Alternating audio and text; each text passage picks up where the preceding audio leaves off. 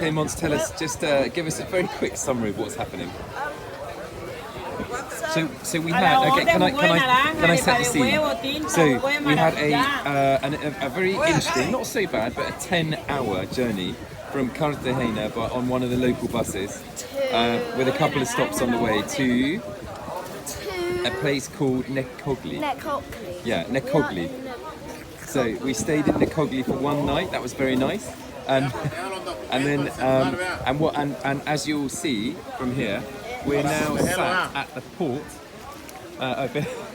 We're now sat at the port, ready to take our boat. Necoclí, Urabá, Antioqueño. Ah, bien. Muchas gracias, amiga. I'm being taught how to speak Spanish by this lady here. And you'll see that we are. It's absolutely what's the word? It's very wet.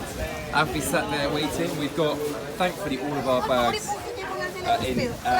in some bolsters, which are big black bags. So, Mons, where are we going now? We are going to Capurganá. I forget the name of it. Capurganá. And I've got an arrepa and it's my birthday tomorrow. It's his birthday tomorrow, so we're going to be in Capurganá, which is be difficult to understand it from here, but it is apparently an absolute paradise island. Hi, darling. Hi, darling. It's right on the Panama border. Right on the Panama border. We're actually going to walk from Colombia into Panama. Thankfully, we don't need and there's a honey beach, miel playa, which is apparently white beaches, crystal blue seas. You can swim there. We thought that Monty, for his birthday, might like to do a bit of months. Anyway, to do a bit of snorkeling. Yeah. So. Maybe when we get there we'll do another one later, but this is quite a memorable moment on our trip, as was yesterday, it must be said.